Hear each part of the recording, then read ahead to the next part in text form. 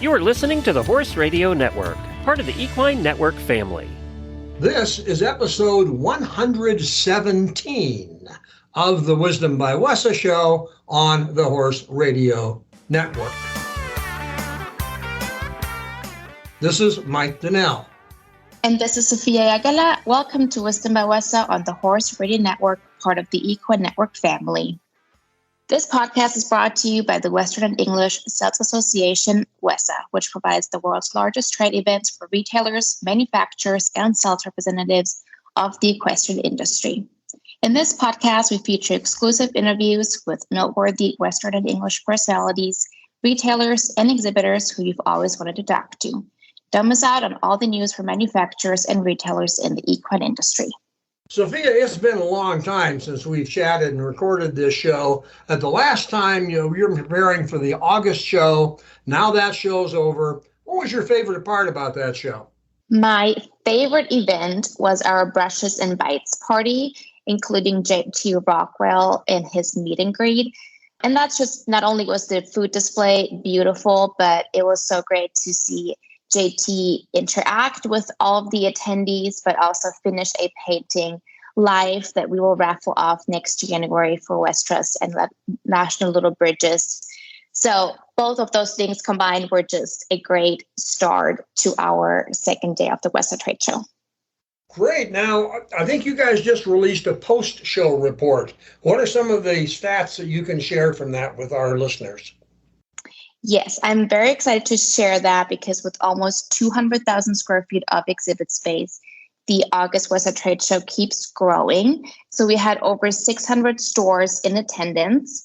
Almost 10% of those were actually new to the Wessa Trade Show, and they get to visit with over 200 exhibitors. So it was a great show. And now everyone's back home and they're starting to prepare for the end of the year. When, give me the dates and everything else for the next show that will take place, the next Wessa show in Dallas. The next Wessa Trade Show is set for January 17th through the 20th, again in Dallas, Texas. And the exhibitors have actually submitted their contracts already. So we're working on that space assignment right now. And the buyers can pre-register via wessatradeshow.com and get their badges mailed in advance. All righty. Thanks. During today's show, we take a closer look at a major Western retailer without any brick or mortar stores. Back in the Saddle is a 30-plus-year-old retailer that began selling through catalogs and has successfully added online sales to serve customers throughout the country. Senior buyer Jessica Shaw joins us today to talk about how the company handles these two sales channels. Jessica Shaw from Back in the Saddle, thanks so much for joining us today on the Wisdom by Wessa show. Hi, how are you? This is an intriguing company that you're with. For those of you who are listening in, Back in the Saddle uses one form of marketing that actually got its start back in the 1400s, and another form of marketing that is probably not more than 20 years old. And by that, I mean the company markets through a catalog and online. But the first catalog, by the way, Jessica, if you didn't know, was introduced in 1498 by a guy who had a printing press, printed books, and did a catalog to sell books. So if you decide to sell books, you might check back on that and see if there's something to do. But I'm intrigued by the fact that you're using, the first catalog in this country was, I looked again, Tiffany's in 1845 and Montgomery Ward in 1872. Yours started about 30 years ago.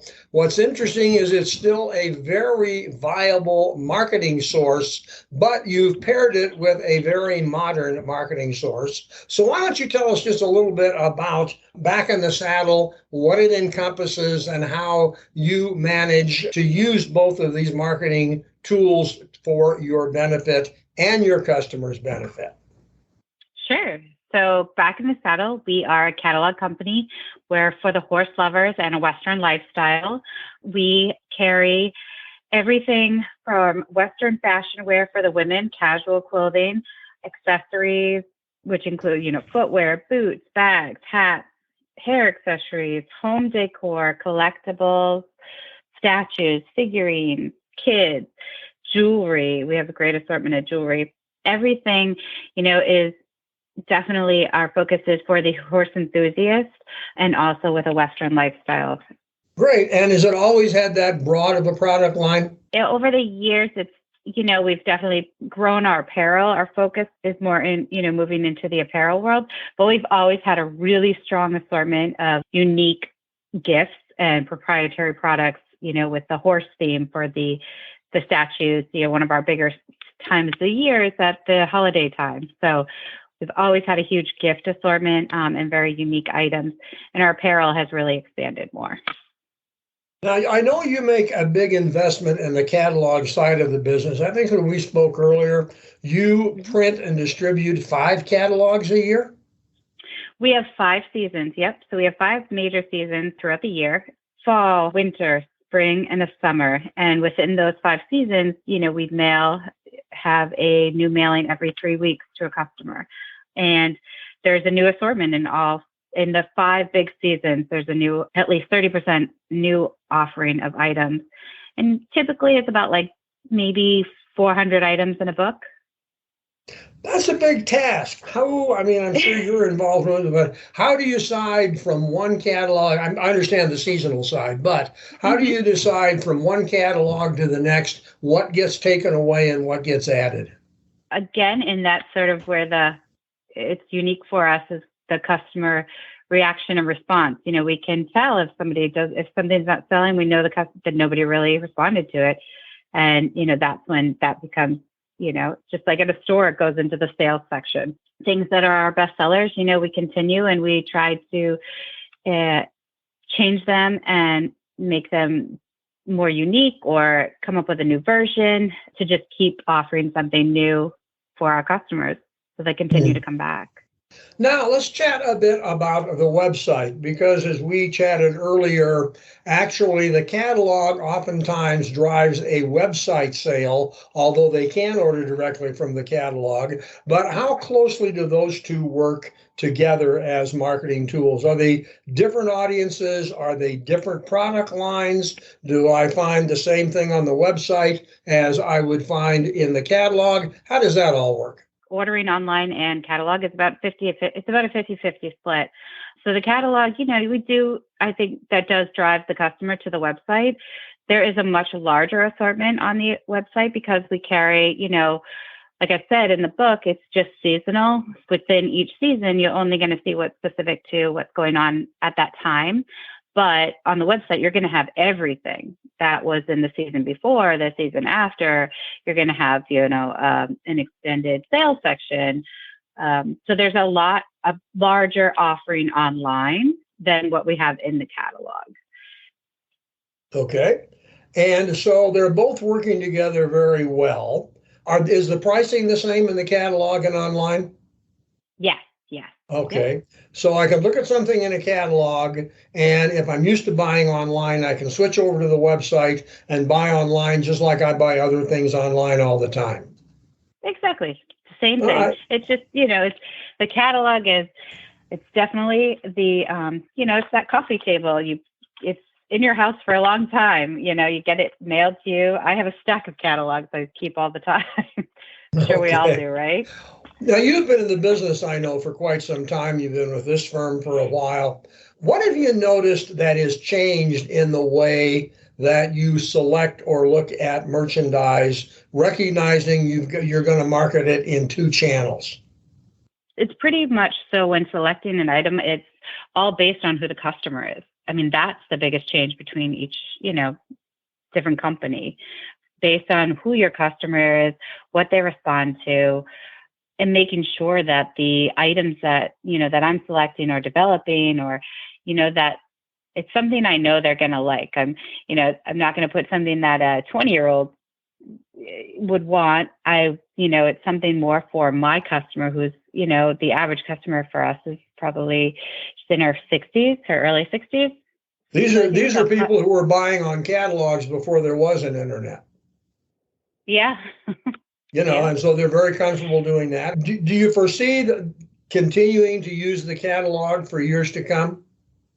Oh, yes. The catalog is who we are. I mean, that's our main, that's who we are. We're a catalog company. And we are also, we have the website, which is another part of our business. It's not something we would walk away from. So you look at it as both a print and an online catalog.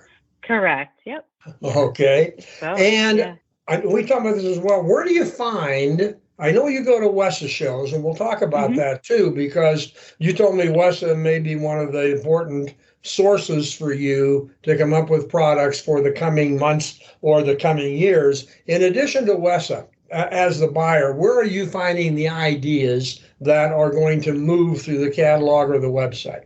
A lot of, trend watching, looking to see what's going on out there in the market with our vendors. There's WESA, there's, different trade shows we go to, different vendors we work with. It's kind of, using that is really what's setting the trend to see what's going on and what's working, as well as, again, analyzing what our customers like and respond to, that's really key in knowing what they like, but what's going on and how can I make sure that I've got that trend that's going to work for their target, for what they're looking for. And it's within their, age group or their liking. Okay. If that makes sense. Yes, it does. If I'm someone who has been buying through the website, I'm not the 60 plus year old demographic. I've been buying through the website. Do you then send to me a notice that the new catalog is out, or is there a way that you can communicate with me after I've made a purchase and you now have contact information? Well, it's just like when you come to the website, of course, like you go to any other website, that we're going to ask you, the pop-up comes up asking for your email and, giving you an offer of some kind. And on the website, there'll be, you can request a catalog. So I can request a catalog and then can get that, because my guess is that there are people, if they Google, Western fashion, whatever, your name is going to come up, your website will come up, they see something they like and they order it. And from your standpoint, you'd like to make certain that they also might be a catalog customer, because that's really how you expand your marketing muscles. So I kind of wanted to see how that might work. What else should we know about Back in the Saddle? What should our listeners know? We offer, quality products, great assortment, that we're expanding our apparel, and we're true to who our horse enthusiast, horse lover, designs that our customer, our tried and true customers love, but we're also expanding. So we, I want to be that stop for them, that they come to us for everything, for their apparel and their gifts and their full ensemble, from their footwear to their jewelry to their jackets and their sweaters, everything. Okay. And I do want to clarify something. You do not carry actually tack saddles and equipment. No, nope. And let's clarify that I don't go to you to get a new saddle or a new bridle. The name says Back in the Saddle, but it really is a women's fashion business, not a tack business. Yeah, a Western lifestyle.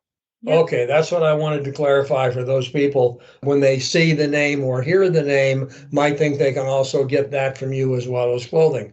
Listen, Jessica, I appreciate you taking the time. I like the way you guys go about doing business. You're very old school on one side and very new, modern technology marketing on the other. And it sure seems to work as long as you keep putting in the products that everybody wants. And it would appear you've been pretty successful at that. Yes. Come check us out. Will do. Backinthesaddle.com. Backinthesaddle.com. And if they want a catalog, if somebody says, gee, I'd like one of those catalogs, they can go to the website and order it? Yep. You go right down to, scroll all the way down to the bottom, and it says, request free catalog. And I'll get all of them from that point on. Yes. Okay. Hey, Jessica, thanks so much. We appreciate your time, and good luck to you and everybody at Back in the Saddle. Great. Thank you. The show notes and the links from today's show can be found at wisdombywesa.com. And of course, we'd love to hear your feedback. There's a contact link on that website. The Wisdom by Wessa show will be published on the 15th and 30th of every month. You can listen on most of your favorite podcast players. You can also listen on wisdombywessa.com.